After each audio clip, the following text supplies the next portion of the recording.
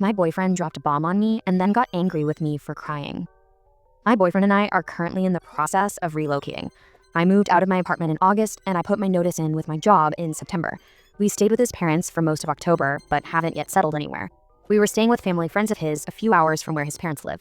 I could add a lot more backstory as to what led to this, but this is all that is necessary. Last week, my boyfriend's dad passed suddenly. The day it happened, he left with his sibling to go home. At his request, I stayed behind for a few days before joining them earlier this week. The night that I arrived, my boyfriend and I were watching some TV. He said that he would need to make some big changes in his life.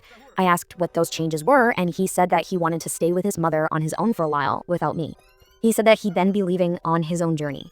Up until this point, he kept reassuring me that we were a team, that it was really important to him that I was settled and established somewhere. So it was really shocking to me that his immediate plans no longer involved me at all, that I was essentially being abandoned. I have nowhere else to go. I don't have any family or friends. I have nothing. With his father's passing, there really isn't a time that's appropriate to bring this up and talk through it. I just tried to keep to myself, and in doing so, my boyfriend accused me of being selfish and throwing myself a pity party. The next day, I had separated myself from his family at their home because I got really emotional and I didn't want to bother anyone with it. My boyfriend found me sitting there crying and called me out for always breaking down and not being happy. I just said, it's not a happy time, and he got angry and stormed off. I know he is very early on in processing loss and grief. I am trying to be supportive, give him time and space, and most importantly, keep my own bullshit to myself during a time that is absolutely not about me. It just seems like everything I do and say is wrong, and it's hard to not take it personally.